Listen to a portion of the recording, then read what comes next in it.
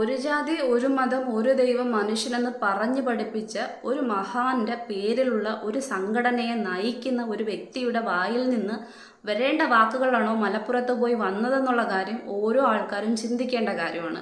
ഇത്തരത്തിലുള്ള കാര്യങ്ങളല്ല സമുദായത്തിന്റെ ഉന്നമനത്തിന് വേണ്ടിയിട്ടായാലും അല്ലെങ്കിൽ സമുദായത്തിന്റെ പരിപോഷണത്തിന് വേണ്ടിയിട്ടായാലും ഒരു സാമുദായിക നേതാവ് ചെയ്യേണ്ടുള്ളതെന്ന് പറയുന്നത്. അങ്ങനെ ഒരു കൂട്ടായ്മയാണ് ആവശ്യമെങ്കിൽ മലപ്പുറത്ത് ചെന്നതിന് ശേഷം മറ്റ് സമുദായം ഏതാണോ അവിടെ തിങ്ങിപ്പാർക്കുന്നതായിട്ട് നിങ്ങൾക്ക് തോന്നിയത് ആ സമുദായത്തിലെ മുഖ്യ നേതാവിനോട് അല്ലെങ്കിൽ പ്രധാനപ്പെട്ട ആൾക്കാരുമായി ഒരു കൂടിക്കാഴ്ച നടത്തിക്കൊണ്ട് അതിൽ വേണ്ട കാര്യങ്ങൾ സംസാരിക്കുകയാണ് ചെയ്യേണ്ടത്. അതല്ലാതെ ഒരു മീഡിയയ്ക്ക് മുന്നിൽ വന്ന് അവിടെ ഭയന്ന് ജീവിക്കണം, വിറച്ച് ജീവിക്കണം, സ്വതന്ത്രമായിട്ടുള്ള ഒരു അഭിപ്രായം പോലും പറയാൻ നിവൃത്തിയില്ല, ഇതല്ല ചെയ്യേണ്ടതെന്ന് പറയുന്നത്. അപ്പം അദ്ദേഹം പറഞ്ഞ വീഡിയോ ഒന്ന് കണ്ടുവെക്കാം. എല്ലാ തിക്കും നോട്ടും ഞോടും ഒക്കെ മേടിച്ച് ഇങ്ങനെ ഭയന്നും ഒക്കെ ജീവിക്കുന്ന ആളുകളാണ്.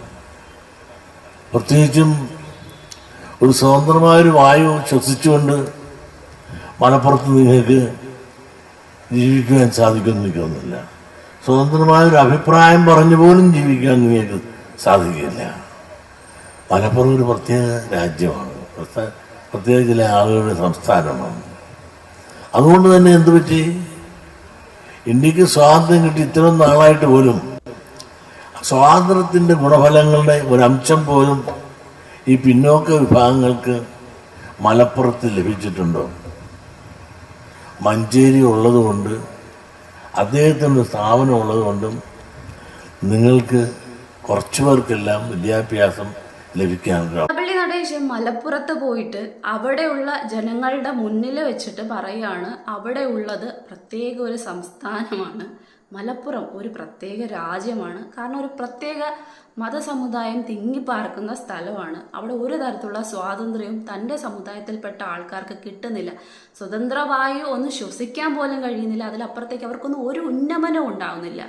ഉന്നമനം ഉണ്ടാവണമെങ്കിൽ ആ സമുദായത്തിൽ നിൽക്കുന്ന അവരെ നയിക്കുന്ന ആൾക്കാർ ശ്രമിക്കണം. അതല്ലാതെ അവിടെ കിടക്കുന്ന ആൾക്കാരെ, മറ്റുള്ള ആൾക്കാരെ കുറ്റം പറഞ്ഞ് അവർക്ക് ഉന്നമനം ഉണ്ടാവുന്നെങ്കിൽ അത് അവരുടെ സമുദായത്തിന്റെ കഴിവാണതെന്ന് പറയുന്നത്. അതല്ലാതെ സ്വന്തം കഴിവുകളിനെ മറ്റുള്ള സമുദായത്തിന്റെ മുകളിലേക്ക് കെട്ടിവെക്കല്ല ചെയ്യുള്ളത്.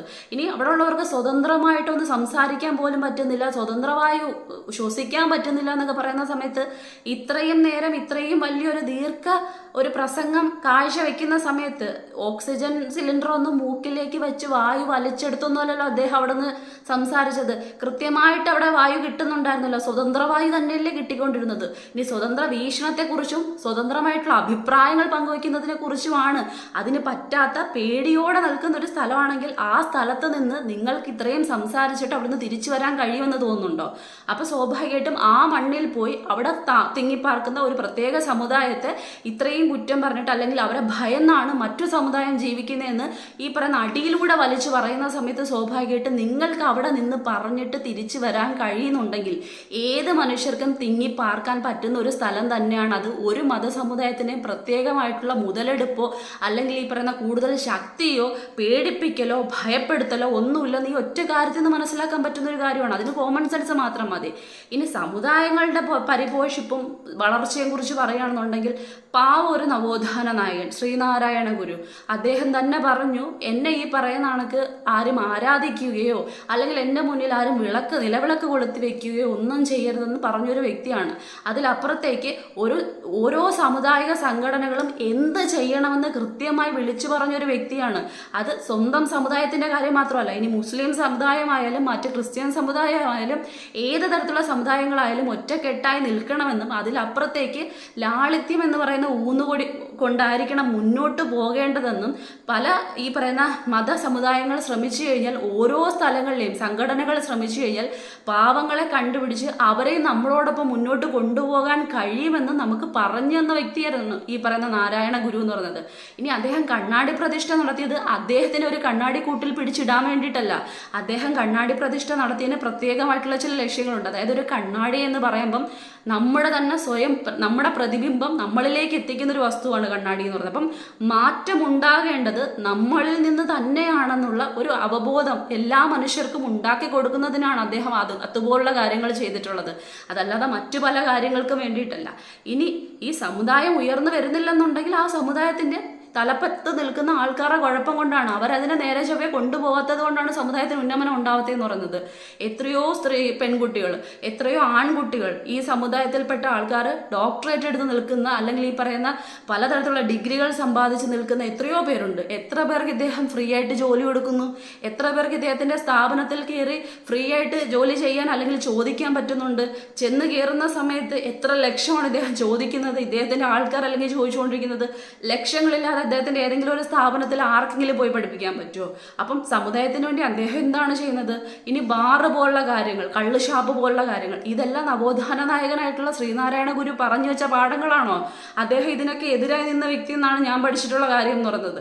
ഇതിനെല്ലാം വെച്ചുകൊണ്ട് വെറും ബിസിനസ്സിലൂടെ, കച്ചവട തന്ത്രത്തിലൂടെ സമുദായത്തെ വെച്ച് വിറ്റ് തിന്നുകൊണ്ട് മാത്രം ജീവിക്കുന്നവർ സമുദായത്തിന് ഉന്നമനം ഉണ്ടെന്ന് പറയുന്നതിൽ യാതൊരു തരത്തിലുള്ള കാര്യമില്ല. ആദ്യം ദീർഘവീക്ഷണം ഉണ്ടാവണം. അതിലപ്പുറത്തേക്ക് സമുദായത്തിന് വേണ്ടി എന്തെങ്കിലുമൊക്കെ പൈസ എന്നൊരു സംഭവത്തിലേക്ക് മാത്രം നോക്കാതെ കൃത്യമായിട്ട് സമുദായത്തിന് വേണ്ടി പണ്ട് ചെയ്തിരുന്ന SNDP എന്ന് പറയുന്ന ഒരു സംഘടന, ശ്രീനാരായണ ഗുരുവിനെ പോലൊരു മഹാത്മാവിന്റെ പേരിൽ അത് മുന്നോട്ട് പോകുന്ന സമയത്ത് അദ്ദേഹം പറഞ്ഞിട്ടുള്ള ഏതെങ്കിലും ഒരു പോയിന്റെങ്കിലും പ്രാവർത്തികമാക്കാൻ നോക്കിയിട്ട് എന്തെങ്കിലുമൊക്കെ ഈ പറയുന്ന ആൾക്കാരെ സമുദായിക ഉന്നമനത്തിന് വേണ്ടി ഈ പ്രോത്സാഹിപ്പിക്കാൻ വേണ്ടിയിട്ട് പറഞ്ഞു കഴിഞ്ഞാൽ അതിന് എന്തെങ്കിലും ഒരു നേർവഴി ഉണ്ടെന്നോ അല്ലെങ്കിൽ എന്തെങ്കിലും ഒരു കാര്യം ഉണ്ടെന്നോ പറയാൻ പറ്റും. അതല്ലാതെ സ്വന്തം സമുദായം ഉന്നമനത്തിലേക്ക് എത്താത്തതിൻ്റെ പേരിൽ മറ്റു സമുദായങ്ങളെ കുറ്റം പറഞ്ഞുകൊണ്ട്, അതും അവിടെ പോയി അവരുടെ കർണത്തടിച്ചിട്ട് അവിടുന്ന് ഫ്രീ ആയിട്ട് ഇങ്ങ് വന്നിട്ട് പറയുകയാണ് അവരെ ഭയന്ന് ജീവിക്കണമെന്ന്. ഇത്രയും ഈ രീതിക്കൊക്കെ പറയുന്ന ആൾക്കാരൊക്കെ എന്തോ പറയാനുള്ളതെന്ന് പോലും മനസ്സിലാവാത്തൊരു കാര്യമാണെന്ന് പറയുന്നത്. അത് മാത്രമല്ല, ഇദ്ദേഹത്തിൻ്റെ ഓരോ വീഡിയോസും കാണുന്ന സമയത്ത് വൈറലാവുന്ന വീഡിയോസ്, വിവാദമാകുന്ന വീഡിയോസ് ഇതിന് മുന്നേ ഉണ്ടായിട്ടുണ്ട്. അതിനകത്തെല്ലാം കൃത്യമായിട്ട് കാണാൻ പറ്റുന്നുള്ളൂ. ഒരു സമയത്ത് പറയുന്ന ഒപ്പീനിയൻ അല്ല ഇദ്ദേഹം, നിലപാടല്ല മറ്റൊരു സമയത്ത് പറയുന്നതെന്ന് പറയുന്നത്. മാറ്റി മാറ്റി നിലപാടുകൾ മാറ്റിക്കൊണ്ട് നിൽക്കുന്ന ആളാണ് ഇദ്ദേഹം എന്ന് പറയുന്നത്. എവിടെ നിന്ന് കഴിഞ്ഞാലാണോ കൂടുതൽ കിട്ടുന്നത് അല്ലെങ്കിൽ കൂടുതൽ ഗുണം ഉണ്ടാവുന്നത് അവിടേക്ക് ചാഞ്ചാടുന്ന ഒരു പ്രത്യേക രീതിയിലുള്ള കാര്യങ്ങളാണ് ഇദ്ദേഹം പറയുകയും പ്രവർത്തിക്കുകയൊക്കെ ചെയ്യുന്നതെന്ന് പറയുന്നത്. അപ്പോൾ സ്വാഭാവികമായിട്ടും ഒരു സമുദായത്തിൻ്റെ പേര് പറഞ്ഞുകൊണ്ട് മറ്റൊരു സമുദായത്തെ ഇങ്ങനെ കീറി വലിച്ചു കീറാൻ ശ്രമിച്ചിട്ട് അവസാനം അത് വിവാദമാകുന്ന സമയത്ത് ഞാൻ അതല്ല ഉദ്ദേശിച്ചത്, നമ്മുടെ ഈ മതസമുദായങ്ങൾ തമ്മിൽ അല്ലെങ്കിൽ ഈ സമുദായങ്ങൾ എല്ലാ തരത്തിലും ഒന്നിച്ച് നിൽക്കണം, ഒറ്റക്കെട്ടായിട്ട് നിൽക്കണം, ഇതാണ് ഉദ്ദേശിച്ചതെന്നൊക്കെ പറഞ്ഞു കഴിഞ്ഞാൽ അരിയാഹാരം കഴിക്കുന്ന ഏത് മനുഷ്യർക്കും മനസ്സിലാവും വെള്ളാപ്പള്ളി നടേശ നിങ്ങൾ എന്താണ് ഉദ്ദേശിച്ചതെന്നും നിങ്ങൾ എന്താണ് പറഞ്ഞതെന്നും നിങ്ങൾ എന്താണ് അവിടെ പ്രാവർത്തികമാക്കാൻ നോക്കിയതെന്നും.